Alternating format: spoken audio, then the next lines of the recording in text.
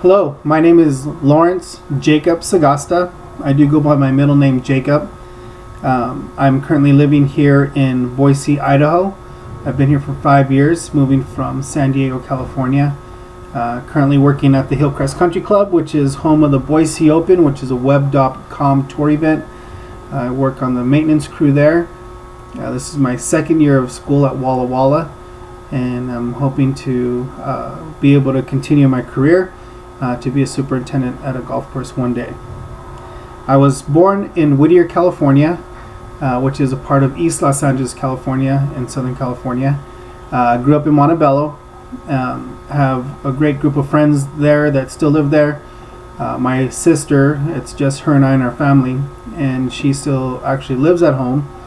She's a teacher at the LA Unified School District, working in a middle school with children that have learning disabilities, autism, Down syndrome, and she's actually created a great program for instituting sign language, or ASL, into the school system there, working with these kids to be able to communicate, being that some of them don't have the verbal skills or the hearing skills, and so it's a great program for her. What I am hoping to do when I grow up, obviously at 37 years old, I would have thought that I had already found it.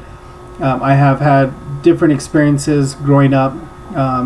Career-wise, I went to school to be a paralegal, worked for a law firm. I worked for a professional boxer for a few years, did sales in different industries, ran small companies, found my passion in the fitness industry as a personal trainer, became a sales manager, fitness director, then a general manager for a large company in California. And moving here to Boise, I worked for a smaller corporation. And after time and scheduling and clients and things like that, decided to take on being a stay-at-home dad, where I had my clients coming to the house to train. At that point, I found an ad on Craigslist for a greens mower at the Hillcrest Country Club. And after working that, which I love the sport, I play, absolutely intrigued with all the work that was involved with the golf course. I had been golfing for a few years previously, and being there really helped me to have that appreciation as a player for the work that was being done on the golf course, and definitely being more respectful as far as maintaining proper golf etiquette, fixing ball marks, replacing divots, filling sand and seed and things like that. And it was a great experience, and so here I am.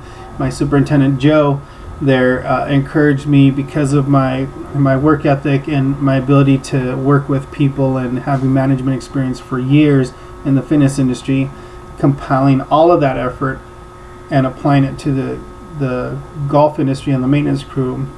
He felt would be a great benefit.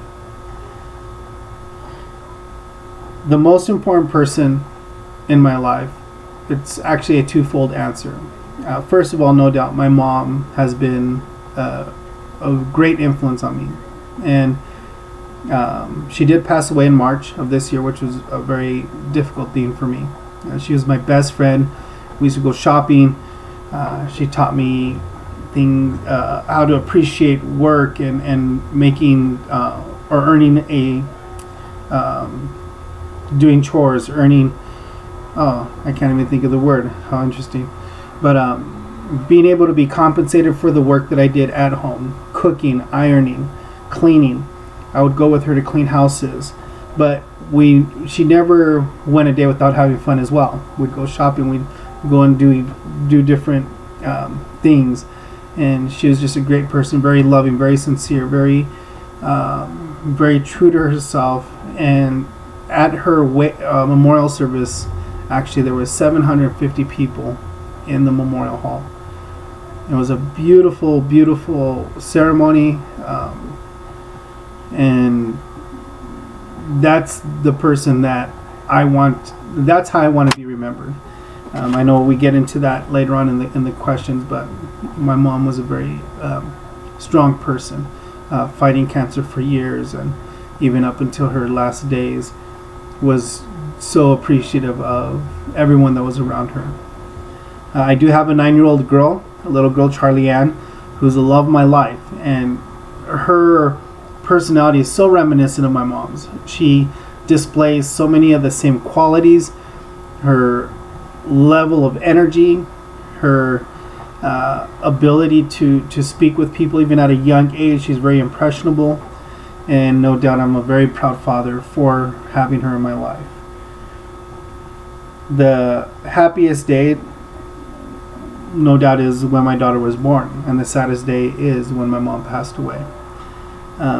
Those are very contrasting events. Life being brought into mine, the birth of a child, and then the passing of a family member, especially someone as close to me as my mom. It's really actually helped me to build more on my character. I definitely have a better sense of appreciation for life, for relationships, for things that many might take for granted.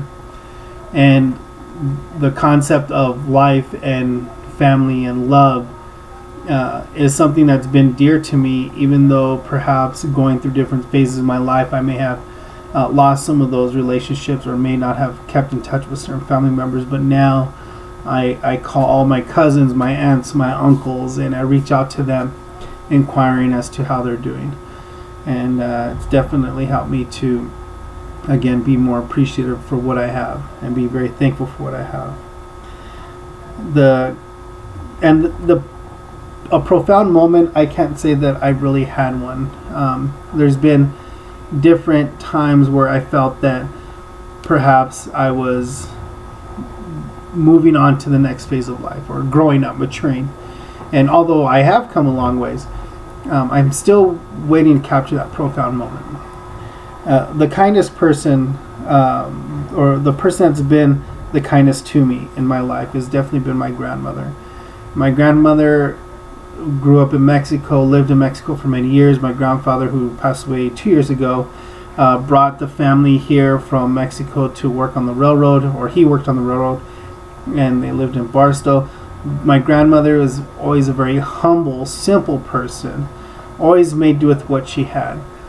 But the one thing that I did notice about my grandmother is one day her and I went shopping, and I was actually going to attend a big church event, and she bought me a suit.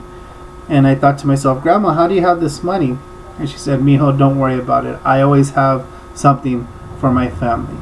And she did, and it was an amazing thing. My grandmother always took care of us, and she knew how to save, and she put things away. She had everything proportioned, but she's just a very sweet lady, and she still is, and I love her to death, and I talk to her all the time.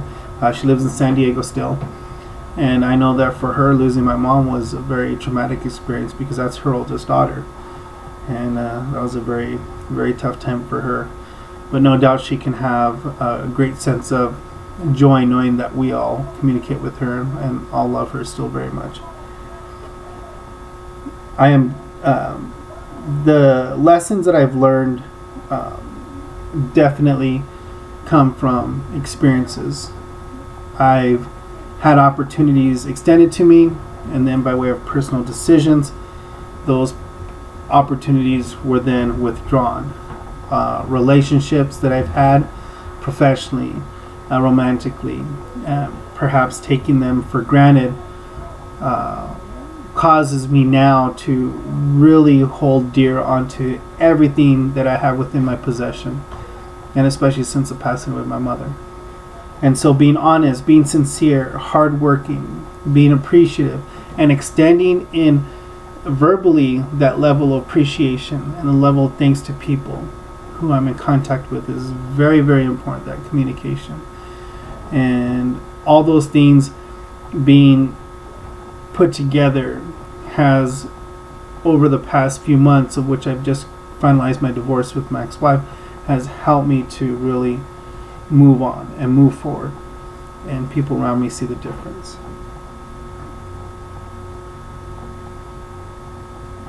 The things that I am proud of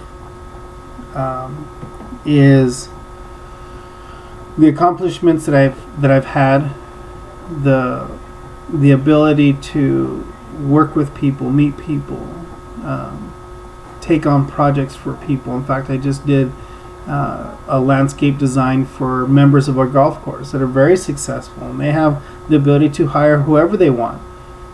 Money's not an issue, and yet they decided to have me do the work, and that's a huge compliment. And so proud comes from being a Sagasta. My father instilled in me a great work ethic, and never taking anything for granted, and always being appreciative. And that's definitely what I'm proud of, is what I've been able to produce with my hands. And definitely my family is something very to be proud of. I would definitely like to be remembered as someone that was exactly that, a hard-working, very sincere man, cared about others, always willing to give a shirt off his back, and the love that I have for my daughter is tremendous, and she's a reflection of me, and that's the way I raised her. The person that I would like to interview would definitely have to be Jerry Rice. Jerry Rice was my idol, my football idol growing up, and I actually had the chance to meet him once at a golf tournament in Reno, Nevada. His success, he's such a humble man in a sport where he dominated for years, holding records, even beating his own records, and some records still have not been beaten by other players. And I'd like to be able to find out what his true inspiration was for him achieving that level of success, and what helped him to keep his character in check, because as a professional athlete, there's so many things that one can attain, from money, wealth, whatever it might be, depending on how the person wants to spend their money that they're earning. But what helped him to be able to maintain that humble spirit is definitely those are definitely some questions I'd like to ask him. If my conversation was to be recorded this last time, and everyone that had a chance to see this, I asked myself, how can I touch the lives and the hearts of those people, and what could I do to stimulate a thinking, a thought process that would allow the person to analyze themselves and where they're at and how to move forward. And the words of wisdom are not necessarily my own, but rather being brought out, or they're actually captured from a movie called Dead Poets Society. Robin Williams is a teacher in a private boys' school, and there's this group of young men that are doing pretty well because of the families that they're related to, and yet he still questions them as to what is their verse on life. Carpe diem, seize the day.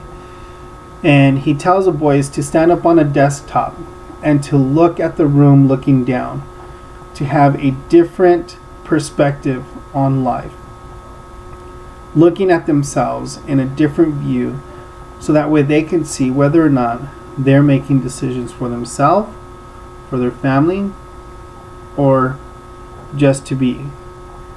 And it's such a great movie, number one. And number two, that particular scene has really been something that I've dictated my life on. What is my verse on life? So even as working on a maintenance crew, what can I do specifically to make my job better? What can I do to produce better results? Anyone can mow a green. What can I do to mow that green as best as I can to make it look absolutely stellar? Training clients, working as a personal trainer with clients. What can I do to enhance their experience, to make it so that I am unique in their training experience? Carpe diem, seize the day. What is your verse on life? And those are my words of wisdom. Thank you for watching. Thank you for listening. I am very excited to be a part of this class. I have had many years of public speaking. It's not something that's foreign to me, and yet with all of that, I know that I can learn some different techniques that I can implement so as to be a better public speaker. So when I'm in front of groups, I can do just that, be a better public speaker. Thank you very much. Have a good night.